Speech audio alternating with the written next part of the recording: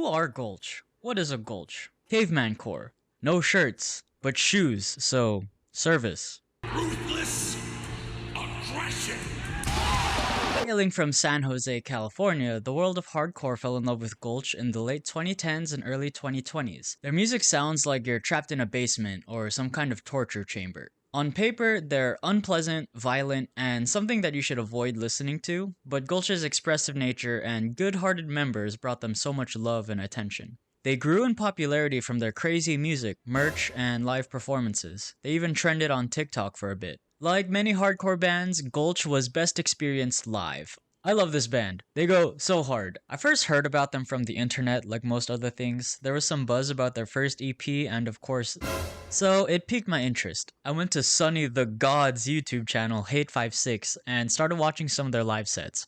Maybe all of them, who knows. Hardcore bands that stand out like Gulch are, let's say, hard to come by. Many of Gulch's live sets are on YouTube, and their music's available on pretty much all streaming services, so check them out. You can come to your own conclusions about them. I'm just some guy. In this video, I'm gonna try my best to explain their short but explosive history. A candle that burns twice as bright burns half as long. Gulch formed in 2016 from members of other California hardcore bands like Drain, Spinebreaker, and Diseased. Originally from Santa Cruz, California, they relocated to San Jose and now represent Bay Area hardcore. Their lineup includes Elliot Morrow on vocals, Cole Kakimoto on guitar, Christian Castillo on guitar, Sammy Shiamataro on drums, and Tim Flegel on bass. Mike Dirt would come to play bass for them in 2019 up until they disbanded in 2022. Though Elliot is their frontman, obviously for being the voice of the band, Cole Kakimoto is the creative mind behind their sound and aesthetic. He has aspirations to work behind the scenes as a sound engineer too. I moved to Arizona to do audio engineering. So then I moved back and started recording bands, and that was like how I got involved with a lot of the bands that I know now. We used to actually record like all our old band stuff through him.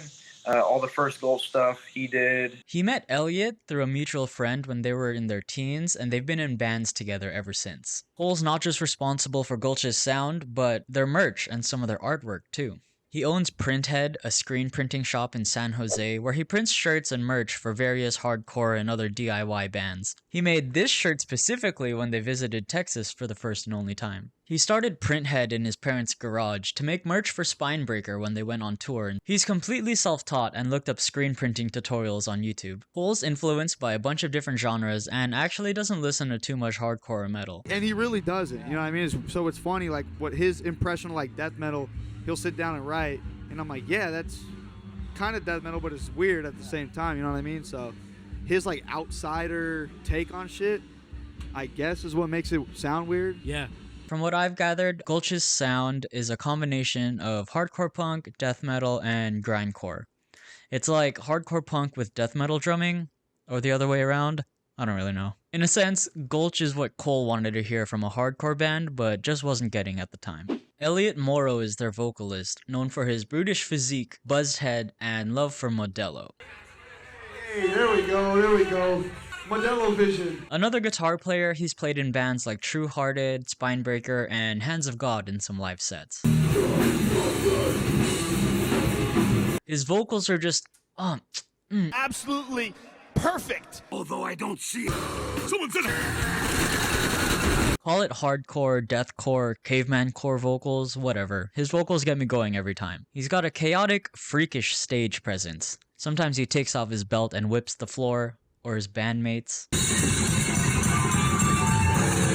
Gulch is known for their lyrics that talk about mental health, anguish, rage, and all of that. And the way Elliot writes vocals is pretty odd. He just put on headphones and have their instrumentals on loop and write down whatever came to mind. Most, if not all of Gulch's lyrics are written on the spot. He's a pretty chill guy too. Sammy Shiamataro is their drummer. His style is fast, punk-esque. He changes tempo and adds to the chaotic sound with blast beats and punk beats. A lot of beats to two-step too. He's also the vocalist for Drain and has played drums for bands like Hands of God and a handful of others too. He's another great personality.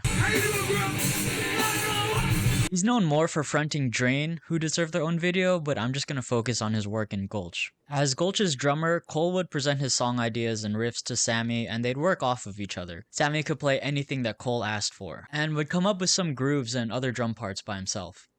Actually, the whole band contributes something. Tim Flegel was the original bass player for Gulch, who's also the drummer for Drain. When Cole was looking for a bass player, Sammy suggested that Tim play bass because he could also play guitar. And in hardcore, if you could play guitar, you could play bass. Christian Castillo is the youngest of the group, I believe, and he rounds out their sound as the second guitarist. He first introduced himself to Cole because he worked with the band he was in at the time, and the two became friends. Christian was actually one of the main inspirations for starting Gulch because he wanted to be in a band that played heavy and fast. And there's Mike Dirt, who had come in to play bass in 2019. He plays in a bunch of different hardcore bands, but he's known more for being the guitarist of Tsunami. So Bay Area hardcore has a lot of overlap. The guys in Gulch are part of a much bigger scene or group of friends that all make music together. Bands like Spinebreaker, Hands of God, Drain, and Tsunami have had at least a couple of these guys in their rotation. There's two types of people in this world.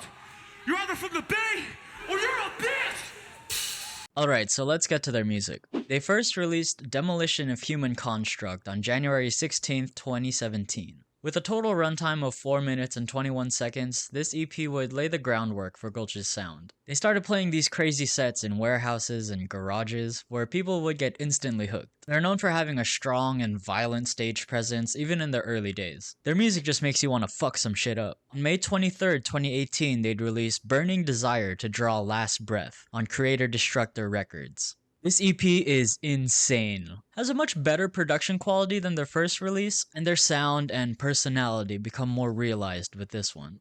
It starts with an eerie instrumental track that goes into one of my favorite intros of any hardcore song, like probably ever, because I think it's so funny. Sammy counts off 4 beats on the snare for himself before going into a blast beat drum solo. It's funny to me because usually when you count off for the song as a drummer, you're getting the rest of the band prepared to start at the same tempo. Usually if you're starting off a song with like just a beat or a drum solo, there's no need for a count off because you're already playing, right? Like your beat would just set the tempo by itself. I don't know, it's funny to me how he does that. I think he's more counting off for the crowd on second thought. This EP is unpredictable and was really unique at the time of its release. And I'm not the only one that feels this way. A bunch of people can only describe this EP in terms of how it makes them feel. By the way, this EP's artwork is commissioned by Boone Naka, who is a tattoo artist that Cole found on Instagram. Boone normally posts just tattoos and showcases of his work, but he also paints, and that's where he got Cole's attention. Cole DM'd him if he was interested in doing commission work for this EP. He just sent Boone the audio and he came up with the artwork for it.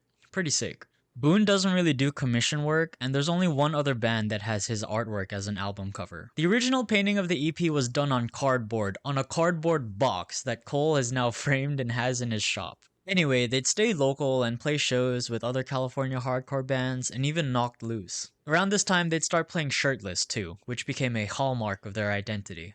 On July 2nd, 2019, they'd release their self-titled 2019 promo, also on Creator Destructor Records. It features Cries of Pleasure, Heavenly Pain, and Self-Inflicted Mental Terror. These were also released on cassette tapes that they'd sell at their shows. These became their 2 biggest songs, and they're usually played back-to-back live since they lead into each other. Self-Inflicted Mental Terror has pretty much become their anthem, and that's the song that most people sing along to. In December of 2019, they'd play at For the Children in LA. It was an important show in my opinion. It was a festival headlined by Terror, an LA hardcore band, and Gulch's set blew up online. Thanks in part to 197 Media, who are also a great YouTube channel you should check out. And I believe around this time, Tim would step down as bass and Mike Dirt would pick up in his spot. On December 27th, 2019, Cole would make a post on the Printhead Instagram page promoting these hoodies, saying that it was the cutest piece of merch he's ever printed. They played at the Florida Hardcore Festival FYA Fest on Saturday, January 4th, 2020. So they would sell these hoodies there, and yeah. Gulch and Sanrio would be synonymous for a while in the hardcore community. The two are seemingly polar opposites, Gulch being an underground hardcore band and Sanrio being the parent company for Hello Kitty and Friends. Do I have to explain what Sanrio is? Actually, yes. These are real Hello Kitty characters. This little sheep on the left is My Sweet Piano, and the rabbit on the right is Hello Kitty's best friend, My Melody. These hoodies and their merch in general would get them a lot of attention online. Many people found out about them from Twitter or TikTok because of their merch. So let's talk about their merch. Merch tables at Gulch shows would be lined up when the doors opened and everything would sell out quickly. All of their merch had limited prints and were highly valuable. Some resale prices are just insane. Cole and the band actively discourage Gulch fans from buying their merch from resellers because of these huge price markups. And yeah, Cole would still be pressing all of these shirts by himself too. Him and Sammy would work at Printhead together, but really it's a single business owner. But I mean, look at them, they're so good. Like, look at this shirt, bro. It even has a Gulch tag on the sleeve. On February 17th, 2020, they'd released their only live album called Live on Axe to Grind. I think this one really captures their energy, even if their studio recordings were recorded live anyways. It's a bop, but kinda went under the radar. Impenetrable Cerebral Fortress was released on July 24th, 2020 under Closed Casket Activities. Signing with Closed Casket Activities was a pretty big deal. They're one of the premier hardcore/metalcore labels who work with bands like Harm's Way, Vain, Incendiary, End, Portrayal of Guilt, and God's Hate, Brody King's band. Yes, that Brody King. They worked with Jack Shirley, who's known for his analog-driven production style, and worked with bands like Death Heaven. It's only about 16 minutes long. It took under 2 days for them to record the entire album. The label says it was the cheapest album they've ever done. It ends with a cover of Sin in My Heart by Susie and the Banshees, a post-punk band from the 70s and 80s. I'm pretty sure Elliot was the one that wanted to cover this song because he has a neck tattoo of the title, and stated that his mom was a big fan of the band, who influenced his own musical taste. Gulch didn't really tour for this album because it came out during the pandemic, but they got some major recognition online. People were hyped for hardcore shows to eventually come back. But before live shows come back, they would release a split with Tsunami on Triple B Records, released on February 28th, 2021. At the time, Tsunami and Gulch had this fake beef going on, but in reality, the two bands are really good friends. This one's off the split with those dickheads and Tsunami. Fuck those motherfuckers.